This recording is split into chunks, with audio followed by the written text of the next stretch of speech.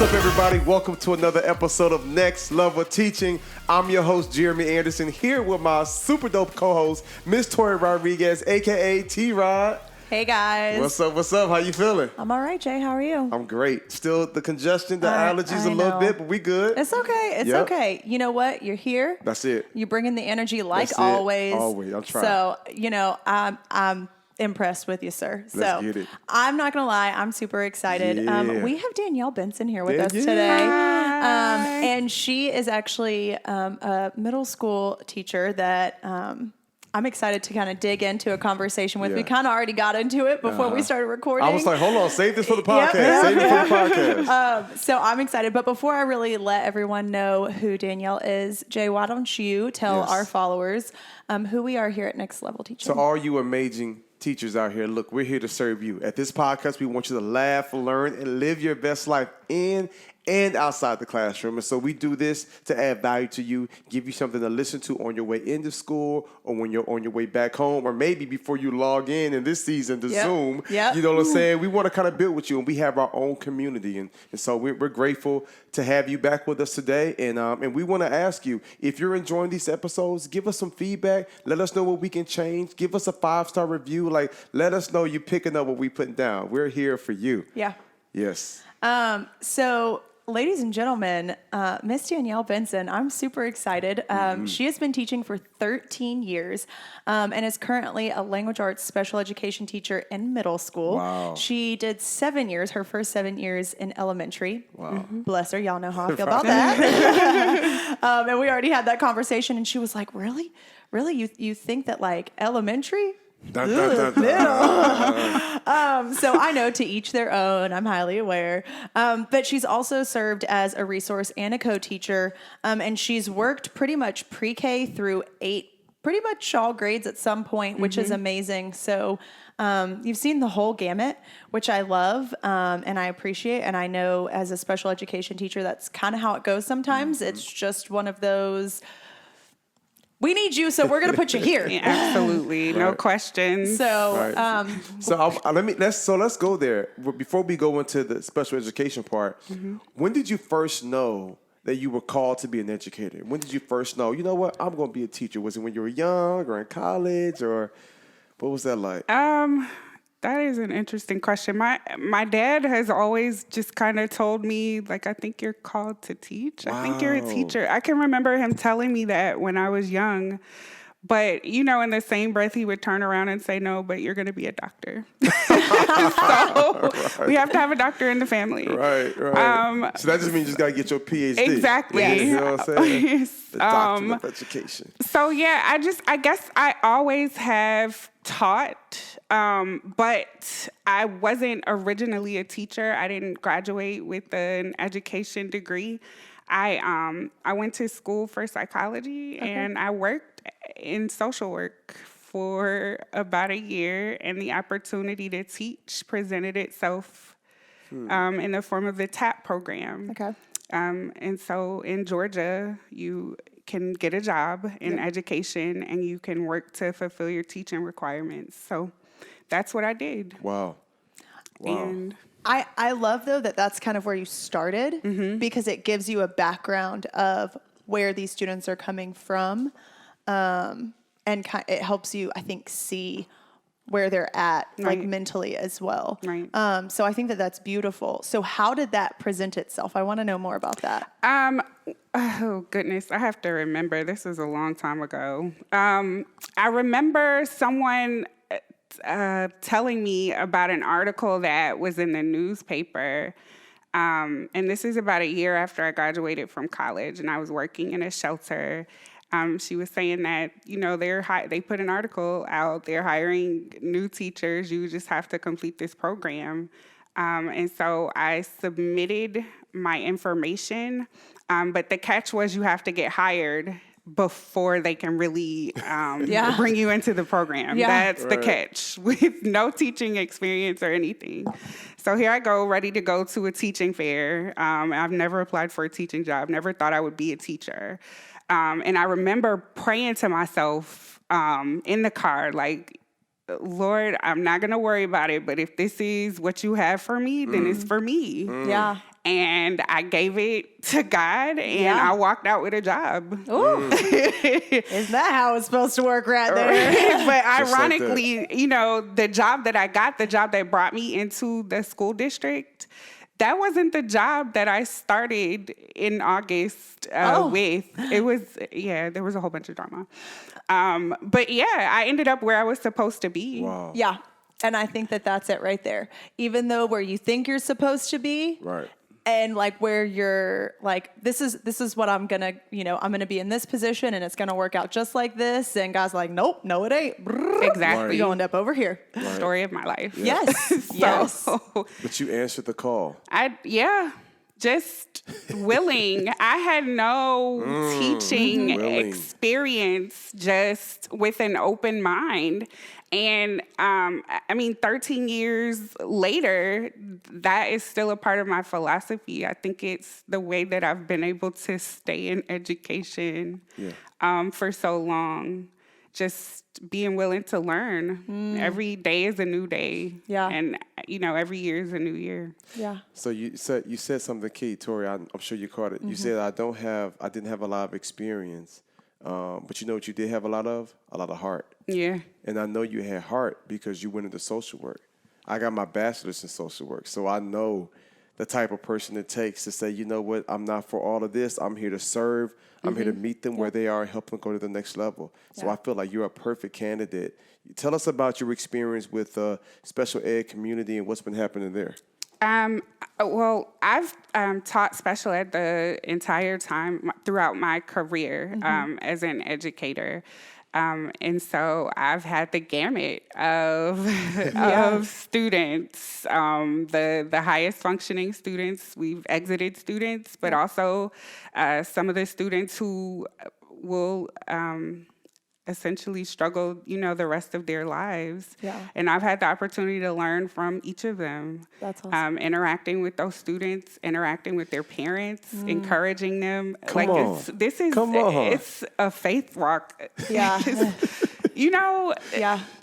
Having the opportunity to experience with a single mom, her nonverbal autistic student speaking for the first time, and she's like, he won't stop talking. Well, remember you prayed for this. Wow. We worked really hard to get here. Come on. So remember you prayed for this. Yeah.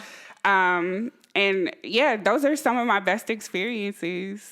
He won't stop talking. Yeah, he won't stop. He's getting on my nerves. You prayed for this. That's that exceedingly and abundantly more than you can ask a thing. That's that overflow. Be careful what you ask for. It's like that meat coming out your nose. Yeah. Right. He didn't talk till he was 4 years old, but now he won't stop talking. Yes. Come on. So those are the capstone experiences. Yeah. You can't put a price tag on that. Yeah. And I think that that's worth it right there. You saying they make it. It's not an easy job. Teaching in general is not an easy job. And then Not at being all. a special education teacher, let's be honest, is not an easy job. Right. Not only do you have students that can be, I don't know. You have all different levels within your classroom. Yep. You have all different needs. The differentiation is It's through wide. the roof. Right. But then you have all of the paperwork, and I will never forget the school that I'm at now. When she was going to hire me on, she said, how do you feel about being a special education teacher? I said, nope. Nope. Because, and it's because I know how much it takes. So shout out to all the special education teachers out there, because I know we were talking earlier, I am blessed enough to have the same co-teacher 4 out of the past 5 years that I've been at the school that I'm at currently. And this year we actually weren't supposed to be together. And she emailed our special ed administrator and said, no, you're not breaking this beauty up. Yeah. Like, you're not breaking this up. So I need you to put me back with her. And what a blessing it has been to be able to have that opportunity to collaborate with this person again. And so I think to me, I've been able to see the difficulties that she's had and all the different things that she has on top of just being a resource and a co-teacher in the classroom. It's hard. Can we talk about that? Because I feel like those who say, you know what, I'm going to reach out to these kids in special ed, y'all are like Navy SEAls, like special ops. You know what I'm saying? Like y'all, this ain't just the Army. This ain't just the Air Force. Y'all like, give me the ones who would stress others out. Bad kids. Yeah. Bless you. I love the bad kids. Yeah. The kids with EBD. Yes. And they love me. But I don't know. It just, like, literally every day is a new day. Yeah. You can't hold things against Mercies are children. new. Yeah. And I think that that's it. Like, you know, you say the bad kids, and that's what so many people see them as like the bad kids, but it's not necessarily that they're bad. It's just that they need someone to see them and love them a certain way. And you have to have teachers like you that are willing to say, these are the kids that I love, that my heart is for, and that I specialize in, because you're able to create those relationships with them, and that is what does it. So can you speak to that? Can you speak to your heart on them a little bit? And what are some things that you have seen that has worked for you with some of those EBD students, and why you love them so much? Oh, goodness. Where do I start? I love that. Yeah, I don't know. It wasn't like I set out to prefer to work with the troubled students. That it wasn't on purpose. I noticed that there was kind of a kinship there. But really just kind of listening. A lot of the students that I've worked with who have what we call EBD or emotional behavioral disorder, they... social and emotional development, those social and emotional skills are what is really a struggle. And I find that having a person who, you know, they can talk to as a mentor, or someone who they could just get it off their chest and go on about their day, or someone to just motivate them at the top of the day, somebody you can check in with, someone who's holding you accountable and asking you how you're feeling. When everybody else might just be writing you off and dismissing you. That kind of stuff is essential for life, and we all need that. But I think that when we don't struggle with interacting with people, we kind of sometimes take it for granted. And so just being able to meet them where they are, but also hold them to a standard. This is your accountability. This is what I want you to do by the end of this day, by the end of this class, by the end of this year. I love it. I'm gonna meet you where you are, but don't get it twisted. This is where you can be. So I'm gonna meet you here. I get it. That's how we're feeling today. Okay, well, my goal by the time you leave my classroom for you to feel differently, for you to look at things differently. I'm trying to get this out of you, so I can meet you here. That's fine, but I want to take you there. Yeah, that's it. So with special ed, I mean, you know, there's strategies and different things that I've learned over the years, like a token economy system, or a system where there's a check-in, there's an agenda, things like that. Those are like tools. But just being open and adaptable to work with each child on their level. With each child. And that's it right there. Like no blanket stuff. Yes, that is truly it. And what you're talking about, just being there, and you said it yourself, we all need that. They just need someone to love them. They need someone to guide them into this is acceptable and this is not acceptable. So instead of sitting here and reprimanding them all the time, as gen ed teachers, sometimes we may look at it like that and just, you know, you see that you have an EBD student in your class and you're like, oh, here we go. Change your perspective, folks. Ooh, let me just talk to myself real quick. Change your perspective, Tori, right? Because I know I have an EBD student in my class this year. We've already done our deep dives on our students, and I always do that the second that I'm able to get in and look at the system and see who they are. I like to get to know my kids before I even meet them face to face a little bit, not to prejudge them, but to at least have something. Yeah, for sure. So I know what I can talk to them about. And so we have to stop looking at some of these students, whether they are actually classified as EBD, or maybe have some of those characteristics of what an EBD student would have. We have to take that and say, okay, why? Yeah, right. Why are we acting this way? Right. And what can we do to fix this? And one thing that I've personally been working on so much is, are you letting your emotions drive you? Yeah. Or are you letting the spirit drive you? And, are you acting emotionally? Or are you really, let's say this, reacting emotionally to whatever's going on? Right. And I think that that's a lot of what it is, if I'm correct, with a lot of these students, is they're just reacting to whatever is happening. Yeah. And it may not even be something that we're doing in the classroom. They're reacting to something from home. They're reacting to a friendship issue. They're reacting to whatever it is.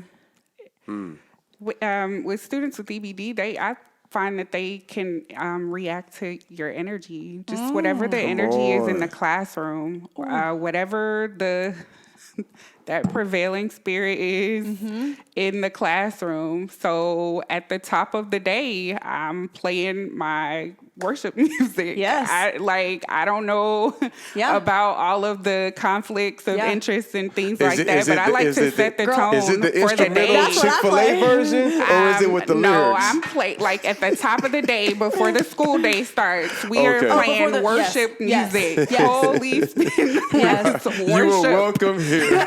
Come flood this place Worship. into the atmosphere. Yes, let's sing it, y'all. We can That's just how I break have into to it. start my day. Now, during the work day, during the school day, while they're working, I may not have all of the lyrics and things like that. But I still, you play know, the instrumental Chick-fil-A version like a girl. As a reward for them, I'll play, the things that they like to hear as well. But at the top of the day, we got to set the tone. I'm playing motivational videos. Yes. I'm playing whatever, Motivation Mondays. Because you have to set it for yourself. Yes. Because it's a trickle-down effect. Yes. And so if we're not right as the adult in the classroom, as the leader in the classroom, then how do we expect them to get right? And yes, we may have things in our lives, and sometimes it is hard to set that aside. And there are days where I just have to be honest with my kids and say, look, Mr. Rod's having a rough day, y'all. You don't want no smoke. Like, Not today. I'm just letting you know. But, you're right. Like, you've got to get right as a teacher as well before those kids even come into that classroom. Yeah. And there's something, too, about shifting the atmosphere. You know what I'm saying? Setting that tone within the classroom. There are some teachers that might play Bach or might play some classical music. And then there are some that's like, nope, you finna get some of this elevation worship, some of this mosaic, some of this J.P. Morton. Like, you're gonna get some of this that can kind of pour into you. Yes. You know what I'm saying? To help shift your perspective or just bring a stillness, a calmness, a peace And they upon love that place. Yeah. I don't, whatever the background, whoever the child is, whoever their parents are, They love it. They love it. Yeah. And because there's a presence there, let's be clear, right? Yeah. When these kids are coming from some of the environments they coming with, there's some stuff that they dealing with that we can see and some stuff that can't be seen. Exactly. And so when they come now into your classroom and you're playing that softly, you'll be surprised what that can do just to settle that peace within them. That peace within them. They are really dealing with some stuff. You know what I'm saying? And sometimes we battling with flesh and blood and people, and sometimes there's some other stuff that we battling with these kids. And so when we play that can help pour into them and help kind of put them at peace. Well, and you said whatever their background is, and that's something. So I do the same thing as well. I play instrumental, and there are some kids that catch it and know it. And I had one kid one day that was like, this is like that music that they play right before we go into service. And I was like, Right. And there are some kids that because they're, don't go to church or that's not their faith, they don't know it. So it's not. Yeah, it's not intrusive. It's not affecting them. It's just something peaceful. Yeah, it's just some peaceful, calm music. And I also love that you said that there are times where you will play what they want to hear. And I think that that's important, and that's a great reward to give students. To give them the opportunity to, you've worked hard, you've done well in this class. Now, okay, what you want to hear. As long as this... Right. But like what you got a big booty in the pants. Take it back. Take it back to when we was in school. They don't we know have to do anything that. about that. What's that new Nicki Nicki song? That new Nicki, isn't it? Oh my goodness. Yeah, no, that not. But let me I ain't gonna lie. If I was in the classroom today, I definitely put on some pads. You think they think I'm finna call for the appeal? Yep. You know what I'm saying? Yeah. I'll play some Hillsong pads real quick, set the whole atmosphere. Yes. But what we're really talking about though is we're talking about setting the atmosphere, shifting the culture within that class, within that segment, letting them know this is a safe place where you can grow, you can learn, you know what I'm saying? But we want it to be a peaceful place. Yeah. And for a lot of these kids, they give you a hard time, you know what I'm saying? They want to buck the system, but they're longing for that. Yeah. Sometimes when they come into your classroom or online, that is the only consistency, that is the only peace, that is the only structure that they have in their life, and they need it. And you know how I know? Because at the end of class, when they're like, well, I want to stay here. Wow. Can I stay Come here? on. Can I That's stay next here? level right there. But That's you know next what? level. You can take this with you. It's a choice. It's That's a choice. next level. Come on with it. Yes. Yes. You can take this with you. It's inside of you. Can take this with you. You have control over what piece you have. Yeah. You have control over how you react to anything. Yeah. And that's something that we all have to learn. Yeah. Let this mind be in you, Timothy. Yeah. Let this mind be in you. Yeah. But let's stay there for a second. You're doing you're doing something right when a kid wants to stay in your class. Yeah. When it's time for them to move on, but they want to stay with you, you know you're doing something right. And it's always the right child on the right day. It's always the right child on the right day. Yeah. So, Tell us about a kid that just like drove you crazy, where you was like, let me been so many. right. But I'm a lot that calmer honesty. now that I'm older. Yeah. I love that honesty though, because there's so many times where, we've had some guests that are like, I haven't had anyone. And I really was like, wow, that's impressive how you held that. So I love your honesty in that of like, and I'm not saying our other ones haven't. Yeah. But like, you're very, okay, I've had a lot of kids that have driven me crazy. Girl, I'm with you. Yeah, I mean, we all know those people who just enjoy driving things under other people's skin. Yep. Okay, y'all talk about me now. I was that kid. We're feeling exposed. I was that kid. I ain't gonna lie. So I'm sorry. Getting a child like that and really just being able to reach that place where they're like, okay, well, I'm not gonna mess with you today. I don't want any trouble today. Yeah. Getting them to that point from, where they came in and they're messing with her and him and, I gotta punch you. And he just cussed at me in the bathroom and, 'cause they're in the 7th grade or 8th grade, but they're really just small children. Yep. I need to send you a gift card and just say I'm sorry. Because I was that student. So just know that there's hope for them babies. I know there is. And that's why I say every day is a new day. Yes. But yeah, I had a student who terrorized the entire school. Like that was his reputation. Not the entire class. The whole school. You laugh. This child had a 19-year-old best friend in 6th grade. This child, that kind of child who's just beyond his years and beyond the ways of a child. Yeah. That young in the 6th grade. But by March, we were in a routine. We had a schedule. We check in with me every morning. If you don't check in with me, I know what kind of day it's going to be. Come on. So hold yourself accountable. Who do you want to be today? Oof. And by March, we got it together. That face. Who do you want to be today? Who do you want to be today? No, we gonna be successful or a loser? Like which one we gonna do? Yes. The choice is yours. That's really what it is. Yes. Confront you because nobody's ever held you accountable. And maybe no one has ever made you feel like you were going to disappoint them. But I'm going to let you know, I know you're smart. Don't play me. I know you smart. And I know you got more sense than to be out here terrorizing Why you people. acting brand new? You know better. Yes. So you said something. You said that when you come to school, you're like, okay, it's a new day. How do you do that? Because there are a lot of educators that heard that. That's like, okay, easier said than done, or they might be holding on some grudges. I know I done met with some folks that's like, what he said yesterday, though. Yes. I still ain't let go Your of girl that. Yeah. right here has had some students on that have been like that. I'm like, my own kids don't talk to me like that. Yep. You know what I'm saying? that child gonna make me have a whole bottle of wine tonight. A whole bottle. How do you hit that reset button, and what advice would you give to others? Yes. As a person who has not always had that grace that I would want people to have with me when I need forgiveness, I feel like that's what allows me to be able to approach. And then, as a child, I think about their environments and a lot of the factors that contribute to the way that they act, that they can't control. Yeah. So you're not taking it personal. And as an adult, there are things that I cannot and I would not feel right about bringing into the classroom that I've had to endure. So if I wouldn't want someone to take out their personal issues onto me, then I can't, for whatever reason, do that to one of my students. Yeah. And it was a long road to get there. Yeah. No, that's real. That's true, Yeah, though. we appreciate you sharing that. But- Because a lot of times you do feel disrespected. You do feel like, hey, that's not cool. But you said it. You said, hey, today's a new day. Yeah. I'm going to start over.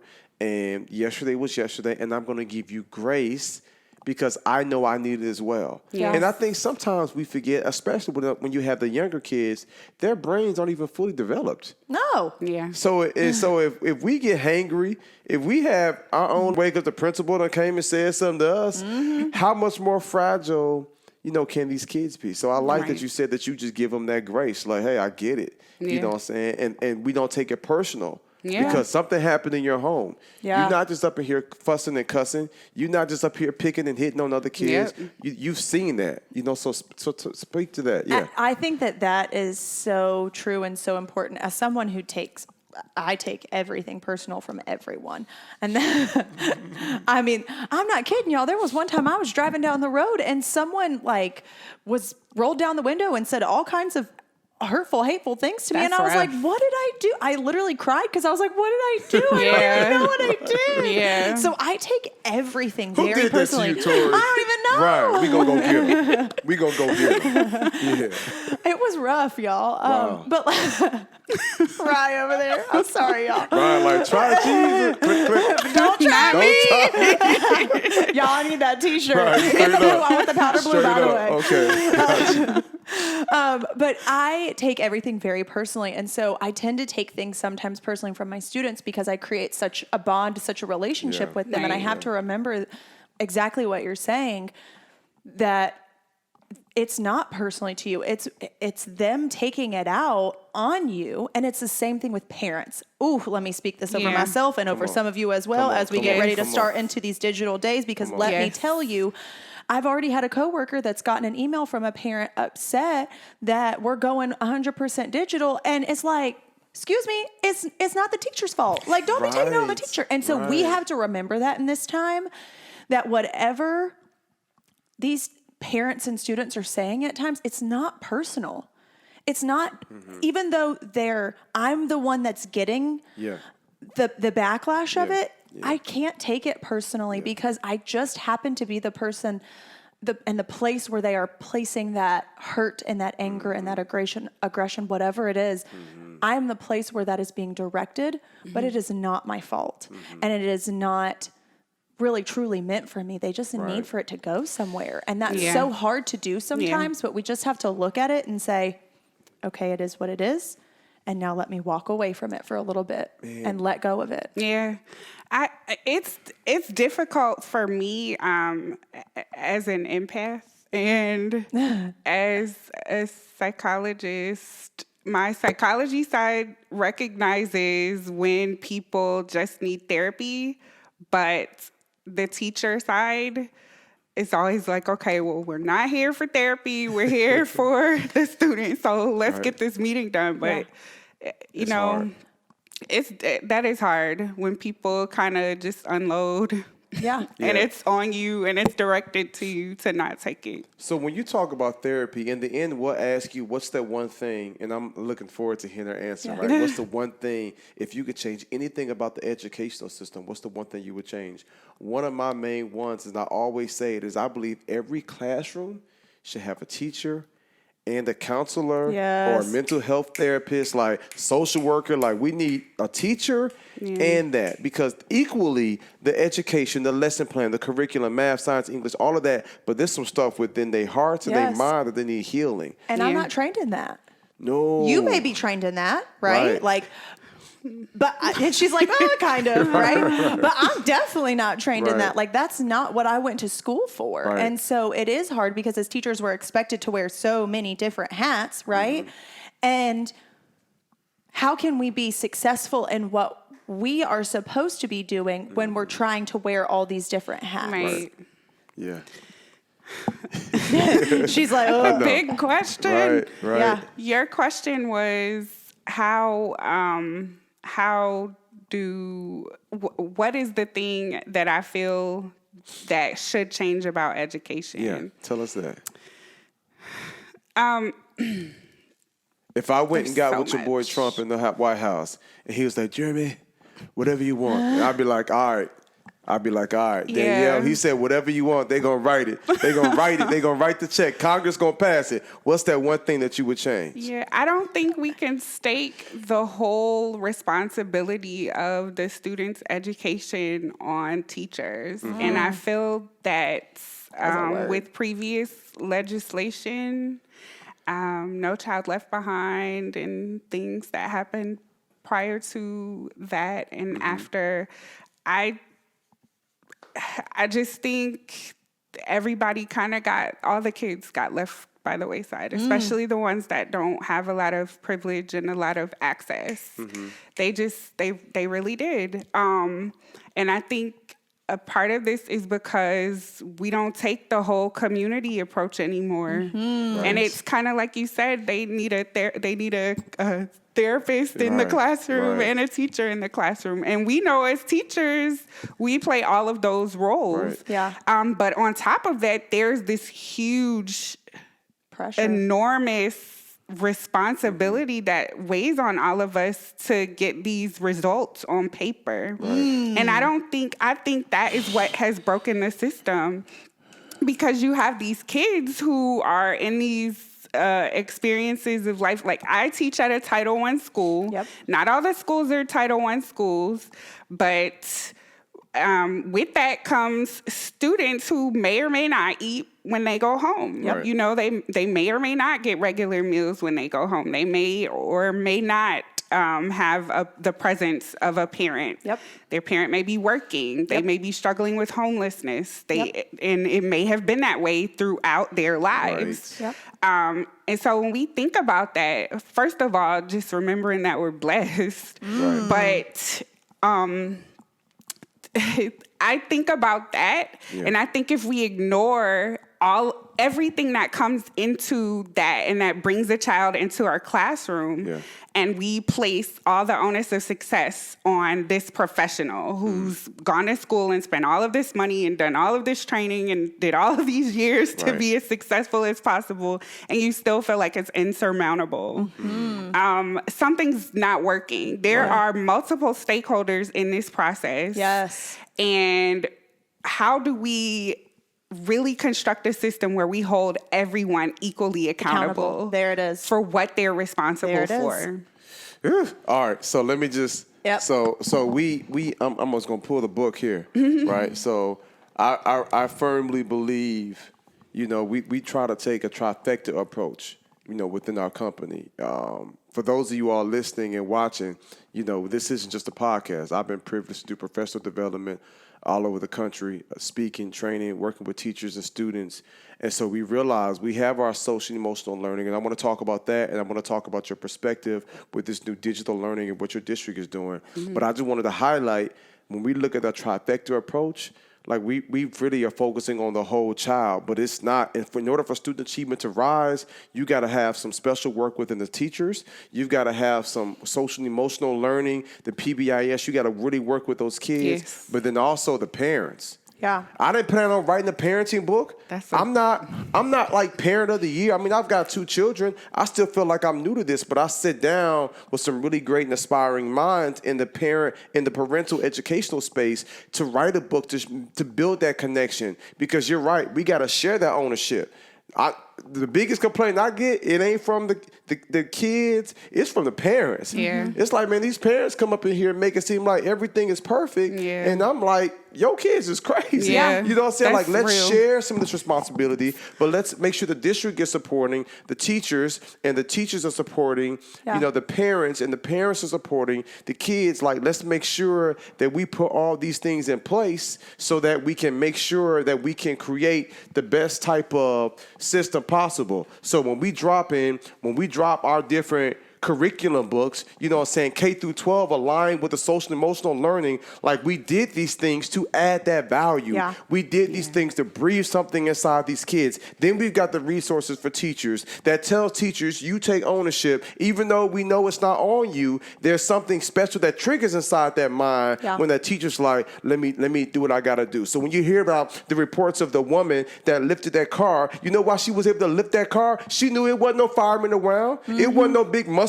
swole men around. Yeah. She's like, I've got to save my child. It's all on me. Yeah. And so we say, hey, take ownership, but now we got to get with these parents and say, look here now, are you reading to your kids at home? Are you going through their homework with them? While you want to complain to me about giving homework, or do you have you done the research to see if it's really beneficial, or do you just not have time to do it? Yeah. You see what I'm saying? And in a lot of those communities, especially the underprivileged communities, the Title I schools, a lot of those parents are struggling. Yeah. They trying to make ends meet. They trying to get by. They got their own issues, their own challenges. A lot of single parent homes, it's a lot. But that's where the community comes in as well. Exactly. That's the other stakeholder that I think that so many people forget about. Yes. And I remember the first time I ever took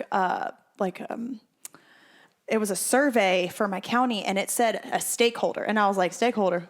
What you mean What's that? stakeholders? Yeah. Yeah, exactly. Right. Seriously, though, my first year teacher, I was like, what do you mean stakeholders? And then it really kicked in because I felt like it was all on me and I was a stakeholder. You know what I mean? And I realized that there are stakeholders out there that really aren't stepping up like they should be, I feel like. And I think our community has an impact as well. And I think that we have to figure out, we say it takes a village. Right. Is the village really stepping in? Are they? I think at some schools, there are some schools. Here's the challenge. There are some schools where the village steps in. Yeah. My daughter's school, my wife was on the PTA. She was down to help. She powerhouse, right? Yeah. You've got some schools where it's like you got more than enough. If somebody say we're doing the fundraiser, everybody's showing up supporting. But then you got the schools that really, really, really need that support. They need it, and they're not those getting are it. ones And they that's don't get it's it. like a ghost town when Yeah. there's They don't something get it. going Yep. on. And so I think that is a problem, but it's just like, okay, until we can solve that problem, we got educators like you that's like, you know what, I'm gonna do the best I can That's it. with what I have. I'm gonna make sure I play my music. I'm finna shift this atmosphere. Yeah. I'm finna speak life. I'm gonna encourage these kids, and I'm gonna meet you where you are. Yeah. Yeah, and it's not easy, but at some point, it's almost like I don't have a choice in a sense. It's like all I can really do is show up and do the absolute best I can with what I have. Yeah. And I think that's why I feel like educators are so special and essential. Everybody was talking when the pandemic hit, the essential workers and policemen and firemen and nurses and ambulance. Yeah, educators are essential. And I think when we saw when them kids got sent home, and Absolutely. their parents was like, ooh, Listen. keep that same energy now. All the phone calls I got about the beginning of the year, when you said he did this, I didn't know. I had never seen it at home. You sure? Maybe he wasn't home enough. So, That's because he's been with me. 'Cause he been Or with me. maybe you have never seen your child when it's time to work. Wow. Or do something he doesn't want to do. So that Maybe means, he are you tells sitting at the what he's kitchen gonna table? do. Oh, man. Maybe he runs it. That's deep. accurate right there. That's deep. It was real. Yeah. To hear all the Yeah. Oh, for sure. videos and see all the memes. Yes. Yeah, for Oh, the sure. best. Are you your district this year where you're teaching at? Are you all online or in person? It's 100% virtual. Okay. So Total. what's your thoughts on that? Yeah, Are I want to you hear your excited, thoughts as a optimistic? special ed Is it teacher, because I know that challenges? that is where a lot of people have Yeah. talked. From March 31st until the last day of school, which was May, I don't know, it was around the 17th or something. I got so burnt out. I didn't want to do anything during the summer. Normally, I teach summer school. You know, I was burnt out. And it wasn't the teaching part of it that burned me out. It was really...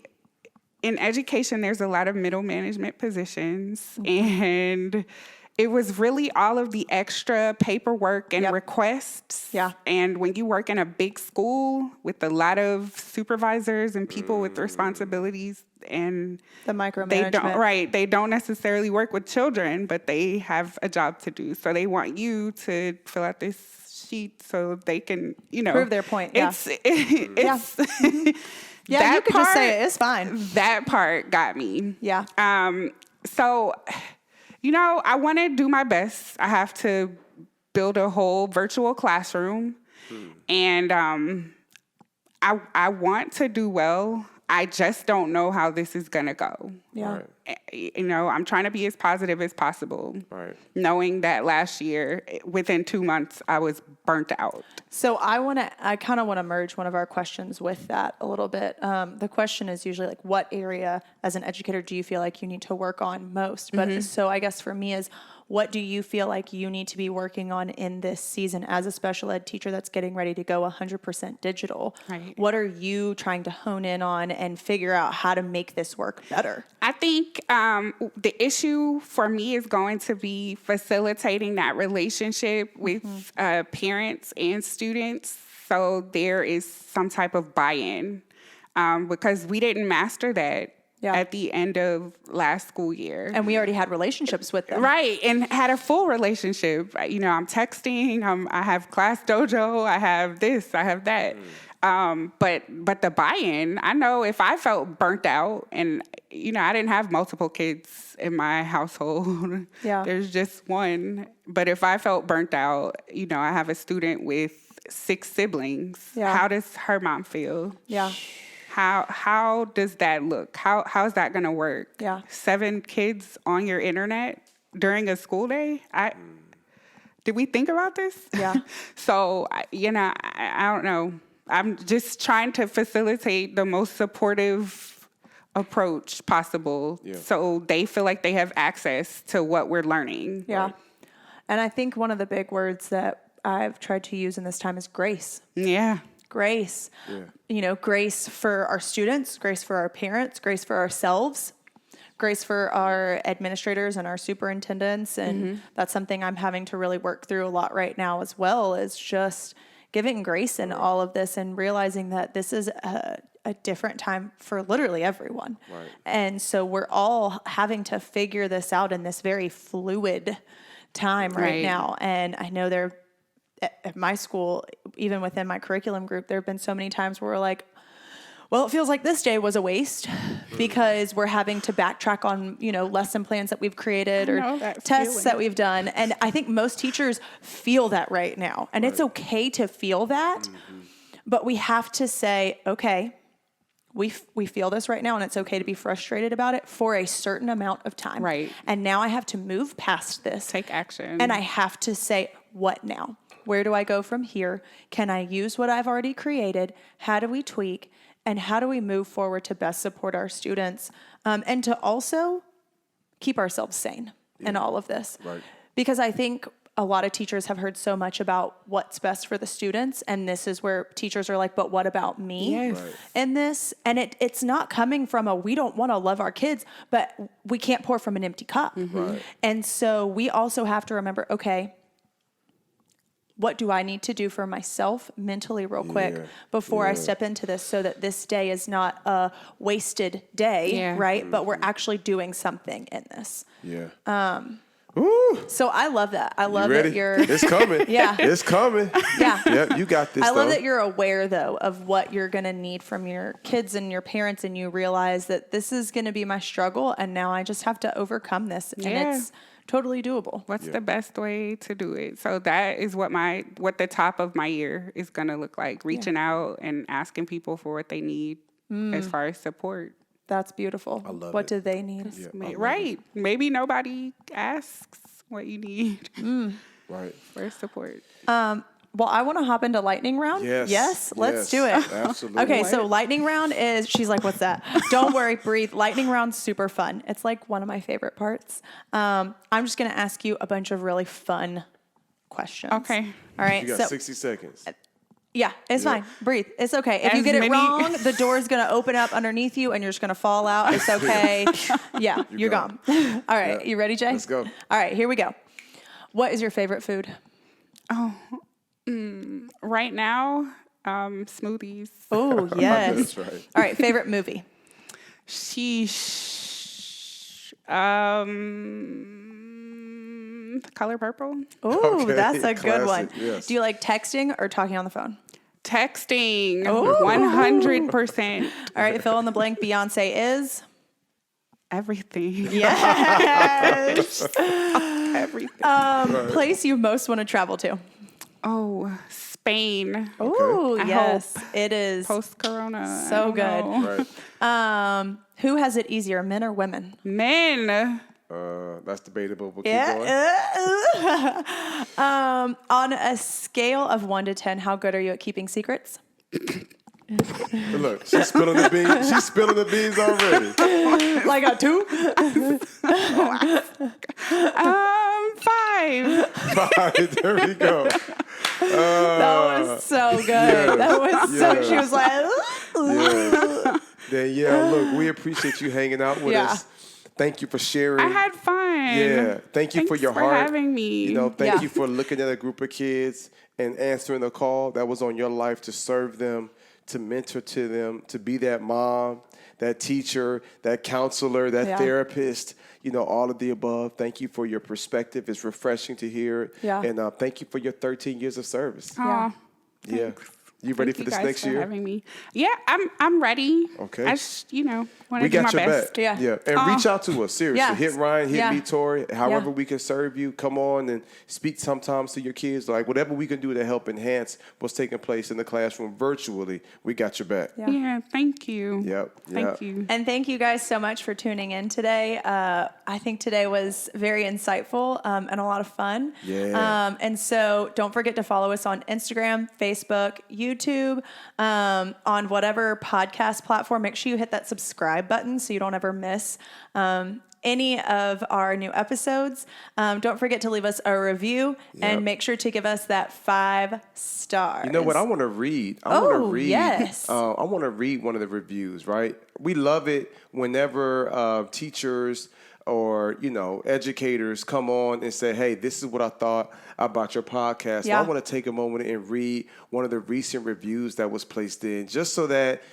we can kind of know what people are saying. Because for me, that's important to know that we have something special and we're able to add value. So this is why we hope that you'd be willing to give us that 5-star rating, okay? This review here is coming from AFK Shika. I don't know. I probably pronounced the name wrong. I don't know where to begin. Listening to this podcast has helped me find ways I can become a better leader and not only help the students, but my coworkers who are tired and struggling to just get through the day. I feel like the teachers know why students are acting out and just refuse to help them, but I've given the teachers the proper tools to help them. Am I acting out in frustration just like these teachers? We all need to rethink how we do certain things. Yes. Ryan's story also taught me as much as I love my job and I love what I'm doing. I still want to do what God wants me to do. I love this podcast. Yeah. Thank you. Thank you. Thank you so much. And that's why we do it. Yeah. And if you want to hear your review read, Yes. make sure to write us one. And don't forget to just share with your friends, guys. Please. We know as educators that we have to sit here and just share, right? Reinventing the Talk it wheel out. is not the thing to do. We don't ever want to reinvent the wheel as teachers. Work smarter, not harder, as my dad always said. So make sure you share this with all your teacher friends. And we will see you guys next time. Peace.